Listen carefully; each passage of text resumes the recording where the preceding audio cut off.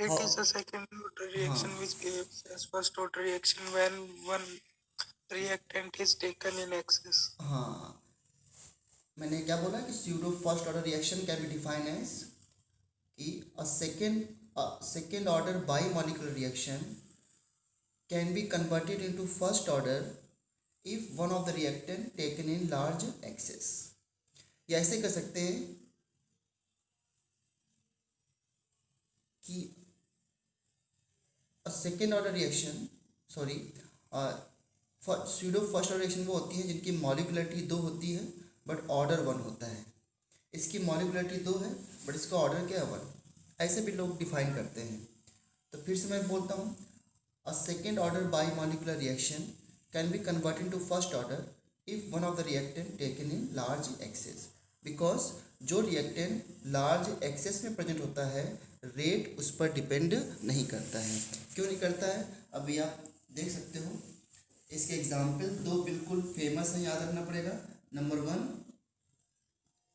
Hydrolysis hydrolysis of ester.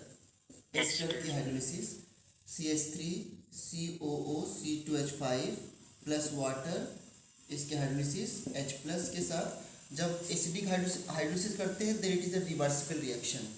CH3COH plus C2H5OH.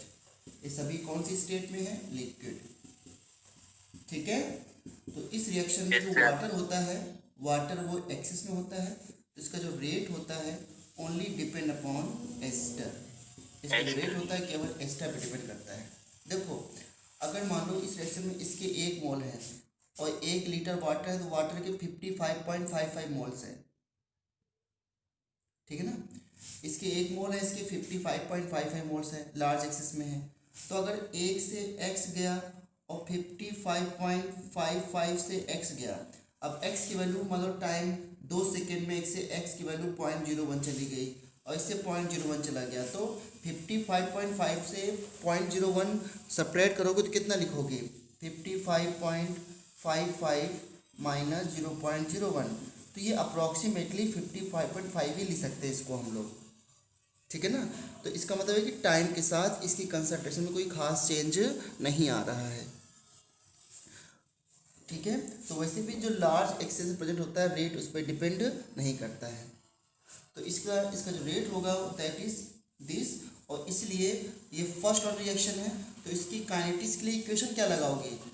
K equal to 2.303 upon t log a not initial concentration upon a not minus x. जब ये pseudo first order reaction है तो इसके लिए kinetics की हम लोग यही इक्वेशन लगा सकते हैं. सुन रहे ना ध्यान से आप लोग. और दूसरा एग्जाम्पल Yes, क्या होता है sir. इसका? हाँ दूसरा एग्जाम्पल क्या होता है? Hydrolysis of cane sugar. Hydrolysis of cane sugar C12H22O11. इसकी करो हाइड्रोलिसिस H प्लस. तो इसमें 2 मॉलिक्यूल बनते हैं C6H12O6 C6H12O6. केन शुगर को क्या बोलते हो आप लोग? क्या होता है cane sugar? Sucrose. Sucrose. Sucrose. और सुक्रोज के हाइड्रोलिसिस से जो मॉलिक्यूल बनते हैं उनके नाम क्या होते हैं? Glucose और fructose. Glucose and fructose. हाँ ये ग्लूकोज बनता है और ये फ्रक्टोज बनता है. ठीक है. इसका जो रेट है rate of this reaction depend upon concentration of this cane sugar only. तो रेट लिखोगे rate equal to k concentration of sugar cane sugar. ये दोनों ही स्यूडो फर्स्ट ऑर्डर रिएक्शन है. और भी एग्जाम्पल सकते हैं. किसी भी रिएक्शन को आप फर्स्ट ऑर्डर में कन्वर्ट कर सकते हो. ठीक है. अगर A प्लस बी प्लस सी इस तरह कोई रिएक्शन है प्रोडक्ट और आप इसको चाहते हो कि इसका रेट केवल A पर डिपेंड करे.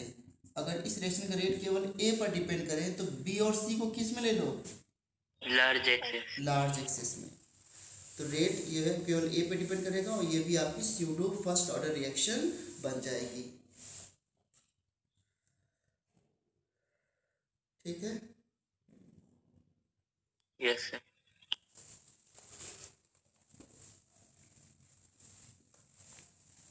थोड़ा थोड़ा बहुत अपने आप से रिवाइज करो अच्छे से, आप लोग पढ़ते नहीं हो सब्जेक्ट बिना, पेपर आने वाले हैं, सारा सिलेबस हो गया है, तभी भी अभी न बच्चे पूरे ज्वाइन करते हैं न सभी पढ़ते हैं। कोलिजन थ्योरी की मैं बात कर रहा था। अब कोलिजन थ्योरी में बड़ी सिंपल है कोलिजन थ्योरी। तो एक बच्चे ने बताया कि कोलिजन थ्योरी में जो हमारे एटम्स एंड मॉलिक्यूल्स हैं इनको हार्ड स्फीयर माना जाता है। ये पॉइंट करेक्ट है। देखो पहले पॉइंट है कि यहाँ पर मॉलिक्यूल्स को, एटम की तो बात ही नहीं है, molecules are consider as a hard sphere. दूसरा पॉइंट ये था कोलिजन थ्योरी का कि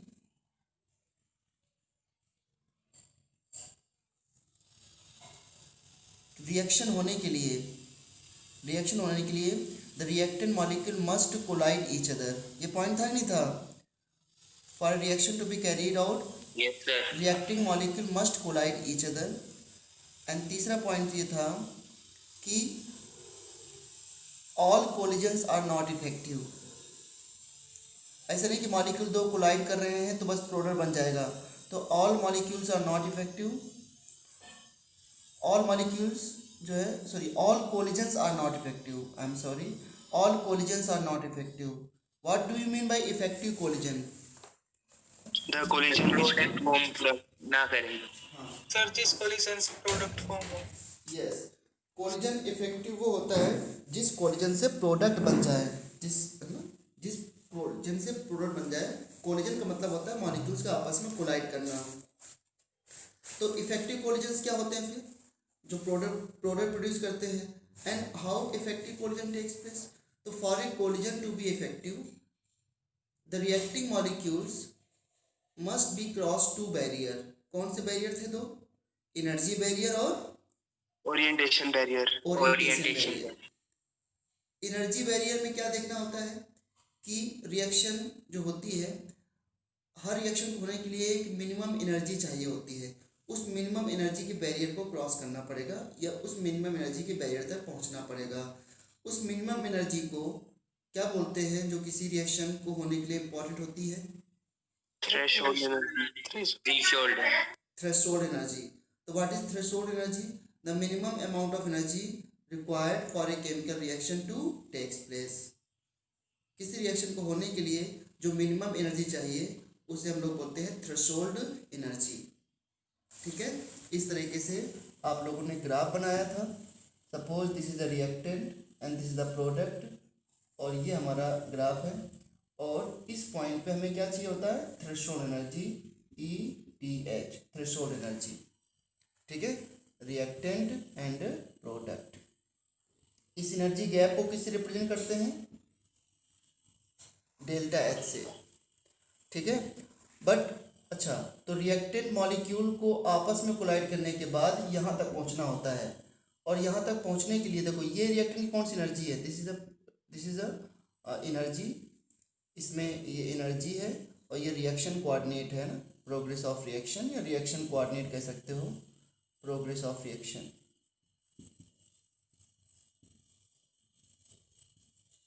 ठीक है, सो बताओ जरा, ये मॉलिक्यूल के पास पहले से कौन सी एनर्जी है? यहाँ से यहाँ तक ये कौन सी एनर्जी होती है? Average energy. मॉलिक्यूल्स कोलाइड कर रहे हैं वॉल्स ऑफ द कंटेनर के साथ, तो उनके पास पहले से भी कुछ एनर्जी होती है ना, that is average energy. Average energy के बाद जब मॉलिक्यूल आपस में कोलाइड करते हैं रिएक्शन करने के लिए, तो ये इतनी एनर्जी गेन किया इस मॉलिक्यूल ने यहाँ से लेकर के यहाँ तक।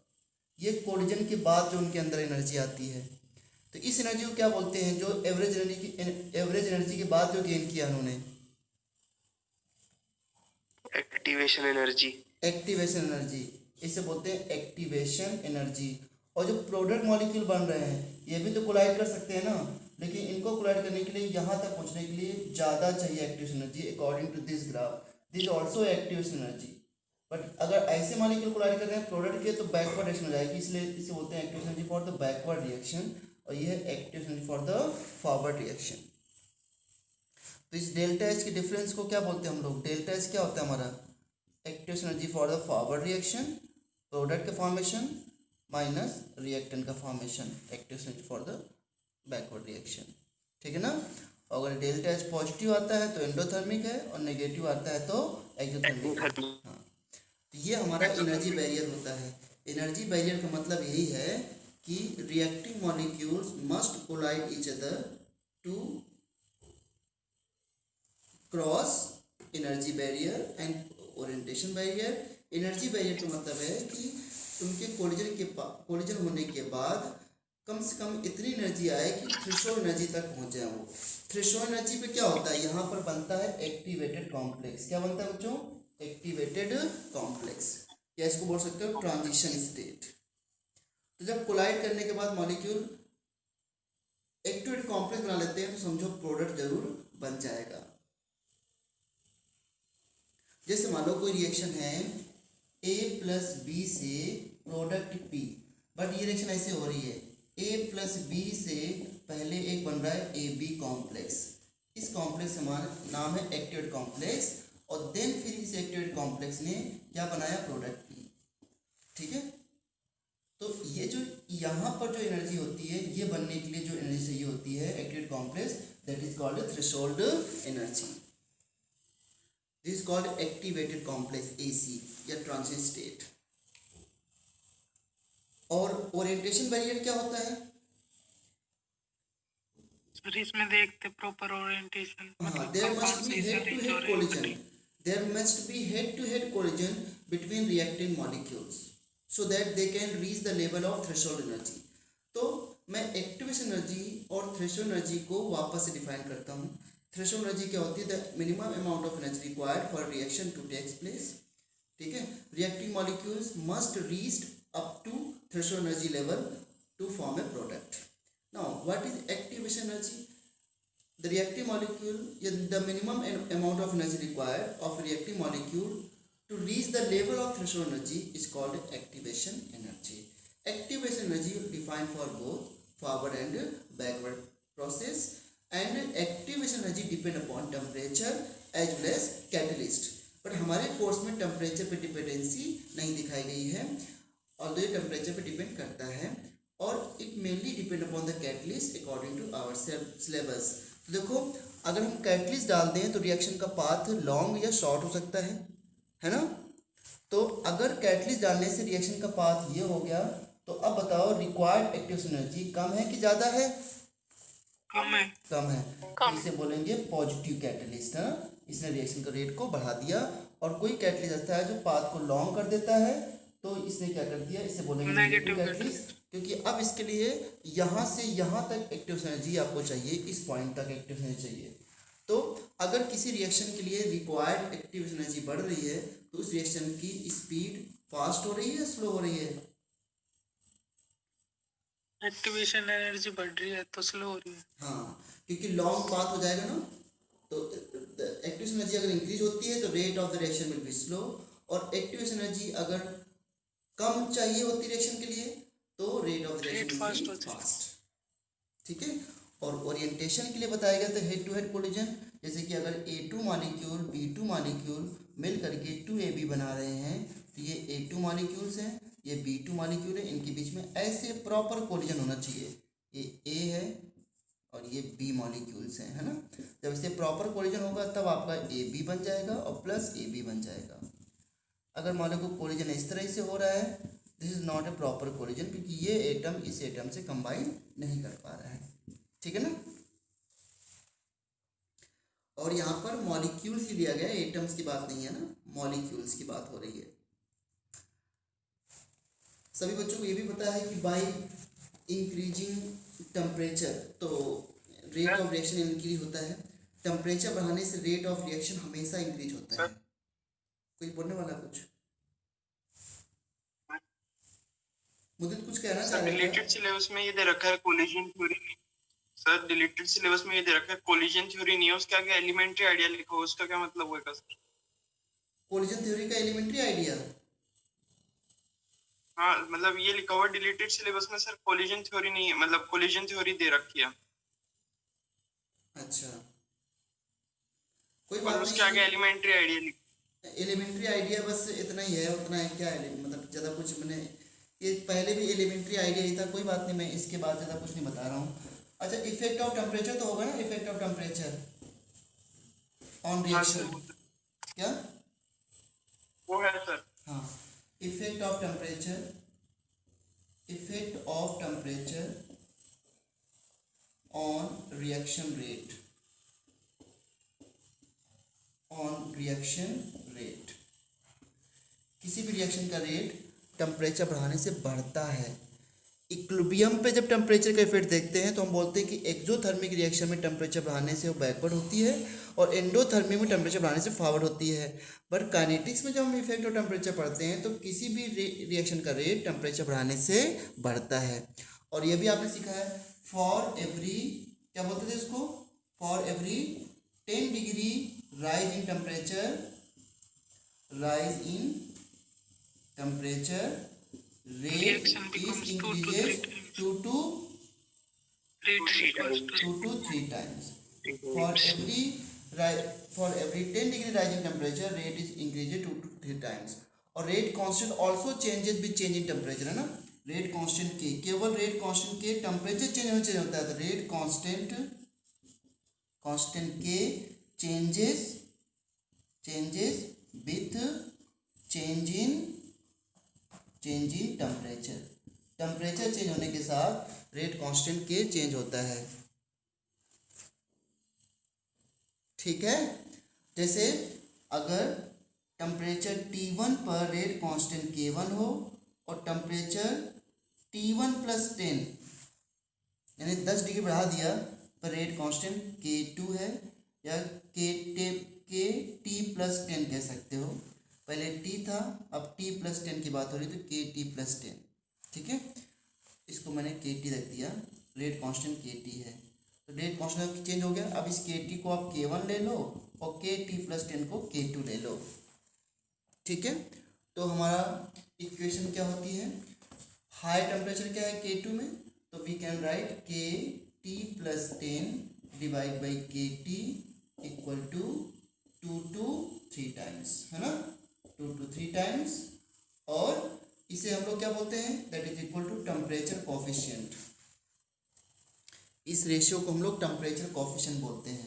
टेम्परेचर कोफिशिएंट क्या होता है, rate constant at temperature T + 10 and rate constant at temperature T. The ratio of rate constant at temperature T + 10 and at temperature T is called temperature coefficient, ठीक है ना।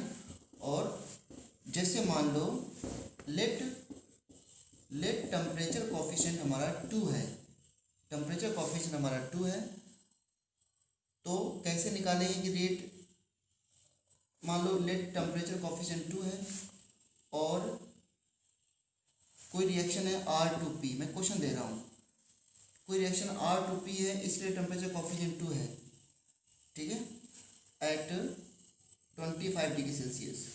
सो what will be rate, what will be rate at 65 degree Celsius. तो 65 degree Celsius पर rate क्या हो जाएगा,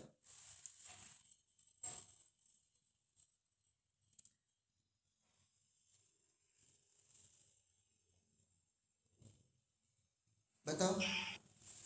65 पे rate क्या हो जाएगा। टेम्परेचर कोफिशिएंट 2 का क्या मतलब होता है, रेट को 2 टाइम से बढ़ाना है। टेम्परेचर कोफिशिएंट 3 दे रखा है तो रेट को 3 टाइम से बढ़ाना है। 8 टाइम्स हो जाएगा सर 8 टाइम 8 टाइम्स हो जाएगा 2 की पावर 8 टाइम्स 2 की पावर 3 हो जाएगा ना। 4 सर। 8 अच्छा देखो, टाइम्स चलो ठीक है, इस रिएक्शन का rate, what will be the rate at 65 degree Celsius. तो मान लिया कि 25, एक सेकेंड, मान लिया 25 पे उसका रेट जो है वो, रेट जो है इसका 25 पे वो R है, तो 35 पे कितना हो जाएगा 2R, क्योंकि टेम्परेचर कोफिशिएंट 2 है। और 45 पे कितना होगा 2 × 2R 2 × 2R, that is 2 × 2R। और 55 पे कितना होगा 16 टाइम्स। हाँ, तो आप लोगों ने पहले गलत बता दिया था ना, तभी तो देखो आप जल्दी करके नहीं देखते हो ना। 55 पे कितना होगा, ये 2 की पावर 3R, और 65 पे कितना हो जाएगा 2 की पावर 4R। ये आंसर आ गया। तो 16 टाइम्स जो है रेट जो प्रीवियस रेट का 16 टाइम्स हो जाएगा ये। ठीक है। Yes sir. Yes sir.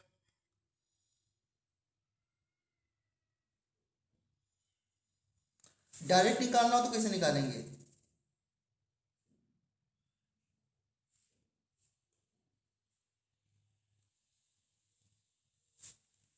Direct निकालो तो कैसे निकालेंगे? कोई फॉर्मूला नहीं बन सकता है यहाँ पे? बताया होगा मैंने शायद से। रेट कैसे निकाल सकते हैं? बन सकता है rate rate T plus 10। Temperature coefficient की पावर सर। हाँ, टू अगर टेम्परेचर कॉफिशिएंट है, जो भी की पावर टेम्परेचर कॉफिशिएंट हो, टेम्परेचर सर उसकी coefficient, power TF minus PI हाँ डिवाइड बाय 10। हाँ, very good. Final temperature minus initial temperature divide by 10, यही तो होगा। सही लिखा है ना? Temperature Yes, sir. Coefficient, final temperature, initial temperature divide by 10। देखो फाइनल रेट क्या होगा? That is the final rate. Final rate तो टेम्परेचर कॉफिशिएंट 2 था, फाइनल टेम्परेचर कितना था? 65, इनिशियल कितना था? 65 माइनस 25 25। डिवाइड बाई 10 आ जाएगा 2 की पावर 4 ना। Yes sir. तो ऐसे भी कर सकते हो, क्योंकि कभी कभी 5 का डिफरेंस आ जाता है तो दिक्कत होती है। जैसे मैं इसी पूछ लेता आपसे कि इसका रेट जो है वो 40 डिग्री में क्या होगा, तब क्या बताते हैं?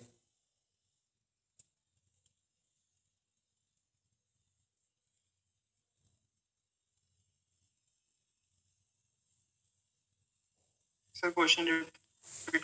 The rate of the same reaction at 40 degree Celsius, at 40 degree, 40 degree में रेट क्या होता है इसका? 6 होगा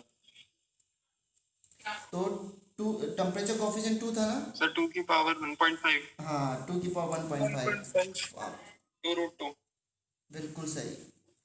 65 minus 40 divide by, sorry, fine temperature 40 था ना, 40 माइनस 25 डिवाइड बाई 10, तो आ जाएगा आपका 2 की पावर 1.5, इसका √2 ठीक है ना? सही लिखा है 2√2। यस।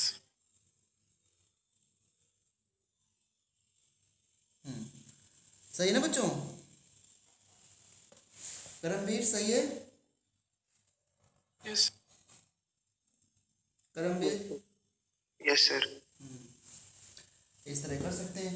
और टेम्परेचर डिपेंडेंट आरएनएस इक्वेशन क्या थी? अब इसी पे आरएनएस ने इक्वेशन दी थी, अकॉर्डिंग टू आरएनएस जो रेट होता है प्रपोर्शनल टू कोलिजन फैक्टर, कितने कोलिजन हो रहे हैं between the molecule, collision factor. Number 2 energy factor. Energy factor और orientation factor, probability factor. Probability factor को हम लोग 1 ले लेते हैं into P for probability factor. तो फाइनली हम लोग रेट इसको के के बराबर लिखते हैं, के equal to collision factor, number of collision पर सेकेंड हम लोग लेते हैं ए, और एनर्जी फैक्टर क्या होता है? माइनस EA/RT, और यहाँ पे P is the probability factor. ठीक है ना? पी क्या है? हमारा प्रोबेबिलिटी फैक्टर, जिसके अंदर ओरिएंटेशन फैक्टर ये सब आते हैं, स्टेरिक फैक्टर। ठीक है ना? ये हमारी आरएनएस इक्वेशन है। प्रोबेबिलिटी फैक्टर को जनरली हम लोग 1 ले लेते हैं। लेट की molecules are colliding with proper orientation. तो प्रोबेबिलिटी मतलब रिएक्शन होना है या नहीं होना है, तो रिएक्शन होने की प्रोबेबिलिटी कितनी होती है? 1। तो K equal to A e⁻ EA/RT। यहाँ पर EA/RT क्या होता है? Fraction of particles having effective energy. ठीक है ना?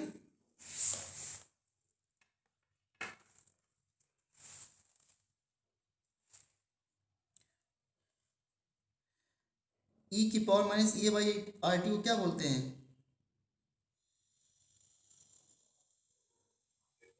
Particles. Fraction of particles having sufficient energy to produce product, है ना।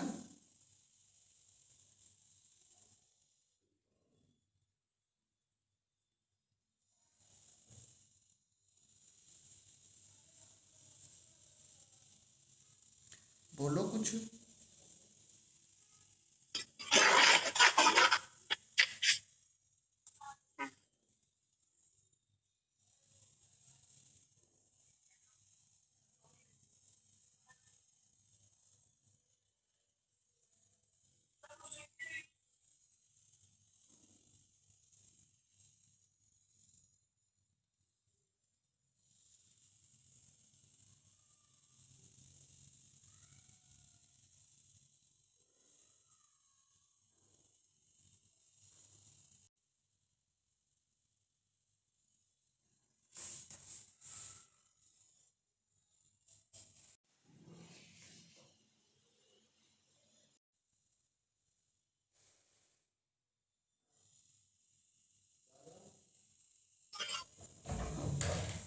दे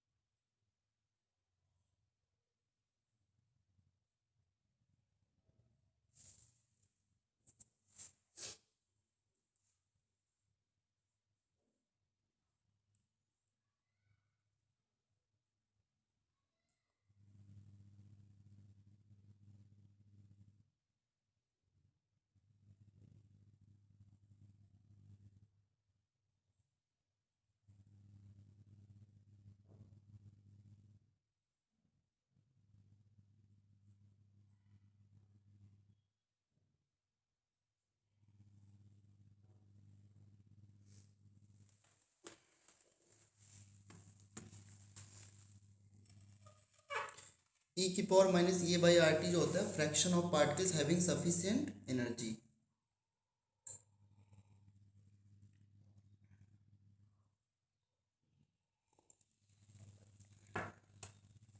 ठीक है।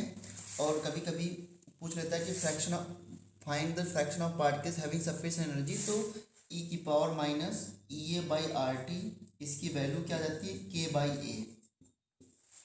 ठीक है। और आप लोग मैथ्स के स्टूडेंट हो, अगर मुझे के और टी में ग्राफ प्लॉट करना हो तो ये कैसे आ सकता है बताओ जरा, अगर मुझे के और टी में ग्राफ प्लॉट करना हो तो।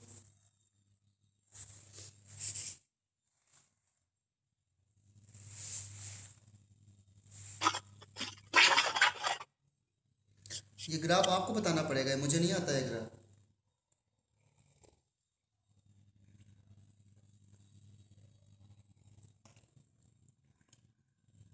बताओ। अगर के और टी में ग्राफ प्लॉट करना हो तो कैसे क्या ग्राफ आएगा इसका।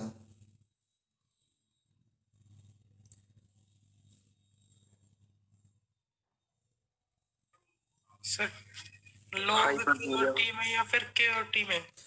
देखो लॉग में नहीं ना, वही तो हर से पूछ रहा हूँ मैं, ये क्वेश्चन जेई एडवांस का क्वेश्चन है। सिर्फ के और टी में ग्राफ है, और के और 1/t में भी ग्राफ हो सकता है, के और 1/t में भी ग्राफ हो सकता है ये तो। अब मुझे बताओ इसका बिल्कुल नहीं, मुझे इस ग्राफ का नेचर नहीं पता क्या ग्राफ होगा इसका, आपके सहारे हूँ।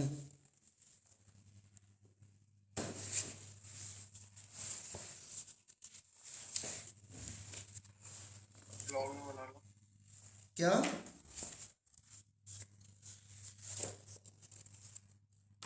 बोलो बोलो जल्दी बोलो, मुझे तो इसका ग्राफ बताओ भाई, क्या सोच रहे हो इतनी देर से।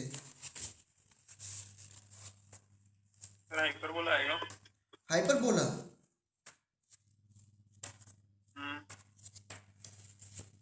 अच्छा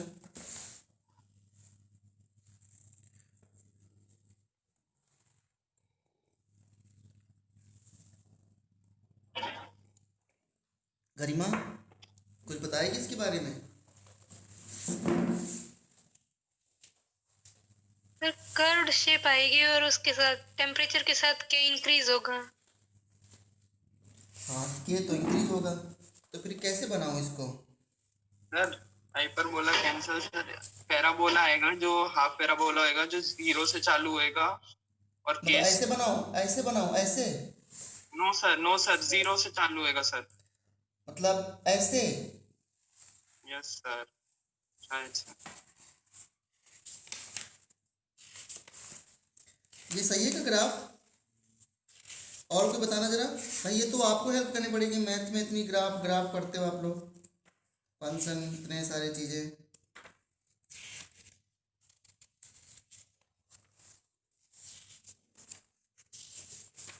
इस चैप्टर में मेन रोल तो ग्राफ का ही है।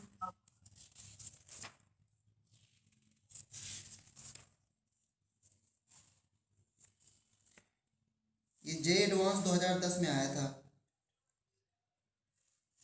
सर T0 पे के डिफाइन ही नहीं होगा।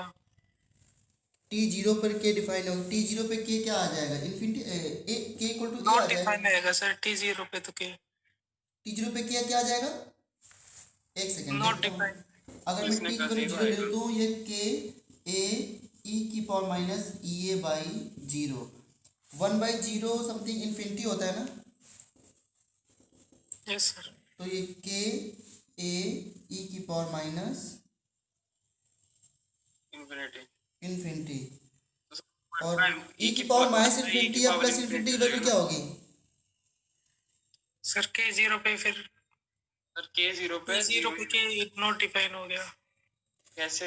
मैं कह रहा था कि मेरी बात सुनो पहले, ई की पावर अगर ई की पावर माइनस इन्फिनिटी है, आपसे पूछ रहा हूँ मैथ्स में, तो ये मैं इसको अगर ई की पावर इन्फिनिटी लिख दूँ तो ई की पावर सर तो इन्फिनिटी हो जाएगा, 1/∞ 0 होता है। 1/∞ 0, क्या मैं ऐसे कर सकता हूँ क्या ये। फिर तो सर K0 आएगा T0 पे। फिर T0 पे के की वैल्यू ई की पावर 0 कितना होता है, अच्छा हाँ के की वैल्यू 0 आ जाएगी ना, फिर तो के की वैल्यू 0 आनी चाहिए। तो उसी के हिसाब से वो ग्राफ बताया मैंने। जो आपने ग्राफ बताया है मुदित, इसके ग्राफ में ऐसा ग्राफ का ऑप्शन नहीं है, और तो ये ग्राफ मुझे सही लग रहा है। इसमें ग्राफ को जो ऑप्शन दे रखा है वो ये दे रखा है, देखो ग्राफ का ऑप्शन इसमें ये दे रखा है, फाइल की तरह जाएगा सर नीचे से। इसमें ये ग्राफ का ऑप्शन दे रखा है और यही करेक्ट आंसर है। अब इसको बताओ ये किसी भी तरीके से ग्राफ आ सकता है क्या।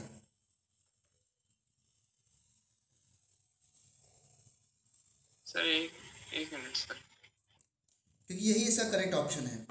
और एक बात तो तय था कि अगर चारों ग्राफ बना देते तो आप पक्का इसी में टिक करते, क्योंकि बाकी ग्राफ तो हो ही नहीं सकते, स्ट्रेट लाइन वाले दो ग्राफ तो स्ट्रेट लाइन वाले थे, वो हो नहीं सकते। सर एक बात बताऊं, या सर जब हमने जो पहला वाला ग्राफ बनाया था उस पे के की जाकर वैल्यू कांस्टेंट हो जाएगी पीए।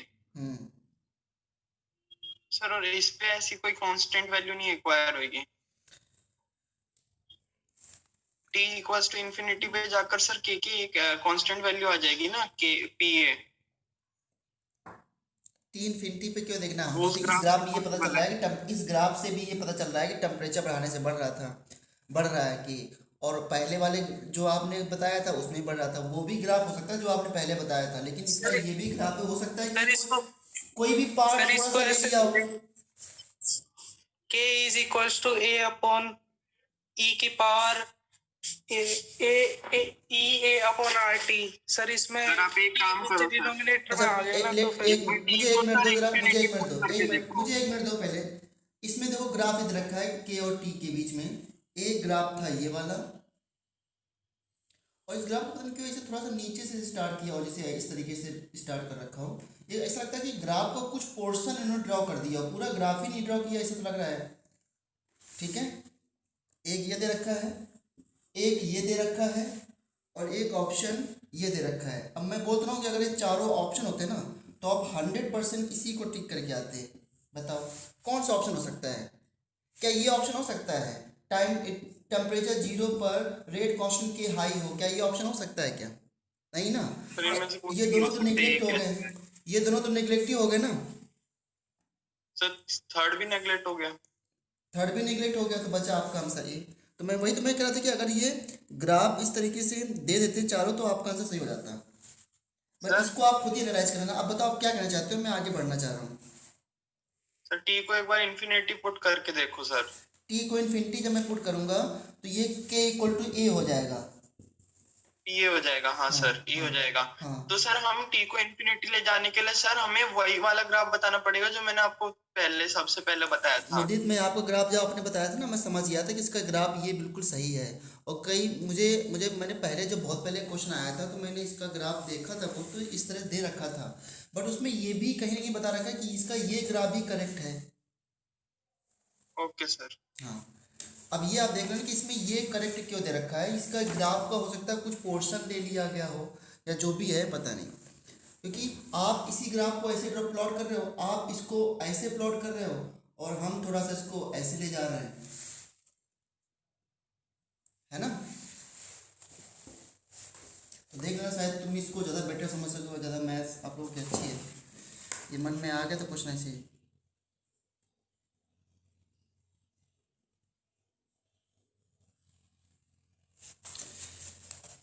अच्छा, तो हमारी आयस इक्वेशन आई थी ए इक्वल टू सॉरी के इक्वल टू ए ई की power minus E A by R T. इसको लॉग में लिखते हैं तो क्या लिखते हैं हम लोग, लॉग के equal to log A minus E A by 2.303 R T. ये लॉग बेस में 10 है तो, है ना। और इसका ग्राफ तो भी बोर्ड एग्जाम में आ जाता है कि हम किसके बीच में ग्राफ खींचे, लॉग के और किसके बीच में भाई, 1/t के बीच में। अगर लॉग के और 1/t के बीच में खींचें तो क्या होगा बताओ। सर इंटरसेप्शन लोगे होते हैं हाँ, और तो इसका माइनस इंटरसेप्ट क्या इस तरह ग्राफ आएगा ना, ये इसका स्लोप क्या होगा, ई ए अपॉन 2.303 आर, है ना। हाँ, ये ग्राफ सिंपल है जो कि बोर्ड एग्जाम में आ जाता है।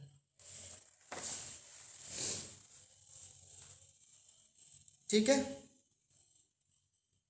और टेम्परेचर डिपेंडेंट इक्वेशन क्या आती है इसमें, टेम्परेचर डिपेंडेंट इक्वेशन क्या आती है, टेम्परेचर T1 पे इसको मान लेते हैं log K1, लेट की आरएनएस फैक्टर चेंज नहीं हो रहा है। यहाँ पर ए क्या पता है सबको, ए नंबर ऑफ कोलिजन पर सेकेंड पर यूनिट वॉल्यूम, है ना। ये होता है collision frequency, number of collision पर सेकेंड पर यूनिट वॉल्यूम। ए की यूनिट होती है पर सेकेंड, इसकी यूनिट क्या है, पर सेकेंड कोलिजन फ्रीक्वेंसी है, ई अपॉन 2.303 आर T1। और इसी तरीके से टेम्परेचर T2 पर मान लिया log A minus E A upon 2.303 R T2। और दोनों को सब्ट्रैक्ट करोगे तो हमारी इक्वेशन आती है log K1 अपॉन K2 equal to minus E A upon 2.303 R 1/T1 minus 1/T2। ये हमारी इक्वेशन आ जाती है ना। यहाँ पे मैंने बाहर माइनस कर दिया है, इसलिए यहाँ पे K1/K2, यहाँ पे डायरेक्टली 1/T1 1/T2 किया है। तो ये क्वेश्चन इंपॉर्टेंट है और इसमें अधिकतर क्वेश्चन आपको मिलते हैं, मतलब बोर्ड एग्जाम में तो क्वेश्चन इसी से आ जाता है। अब मेरे आई थिंक सो बोर्ड में तो इतना ही होगा इसका चैप्टर में, क्या और कुछ है इसमें अभी,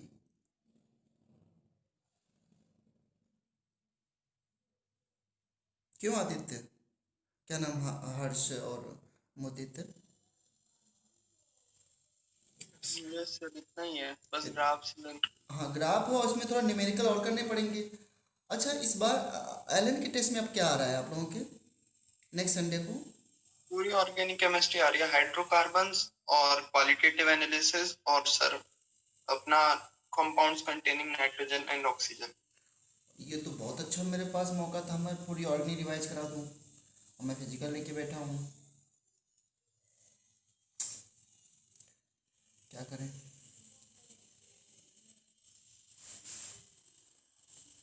सही से मैं चल नहीं पा रहा हूँ, तो आप लोग अपनी तरफ से कुछ नहीं कर रहे हैं।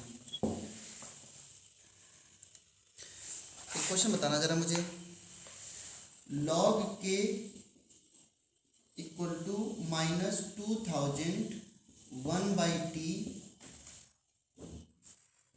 6.0, ये है log k की रेट कांस्टेंट k की equation for the reaction A2P। ये क्वेश्चन है, ठीक है। बताना है इसमें व्हाट इज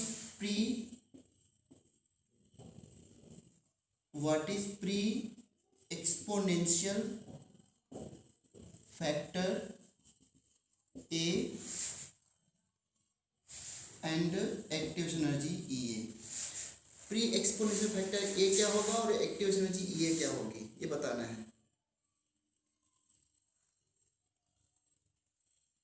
स्क्रीन ब्लर हो रखे सर। अच्छा अभी ठीक है ना? Yes sir. ये तो 10⁶। अरे मैं मुझे ये पूछ रहा था कि इसी संडे को टेस्ट ऑर्गेनिक कि अगले संडे को है? अगले संडे को सर। अच्छा तो मैं कल मैं ऑर्गेनिक पढ़ाऊंगा बहुत जल्दी। Okay sir. Pre exponential factor A और ये बताना है। क्या करोगे भाई, इसको कल्पना क्या करोगी इस क्वेश्चन को सॉल्व करने के लिए? सर वो जो अरेनियस इक्वेशन होती है उससे कंपेयर करेंगे। अच्छा वो जो आरएनएस इक्वेशन होती है वो कौन सी होती है, जरा ये नहीं बताओगे? log k log a minus E A upon 2.303 RT। Okay है। हाँ तो सीधा सीधा log a क्या आ जाएगा बताओ जरा? X log a equal to 6.0।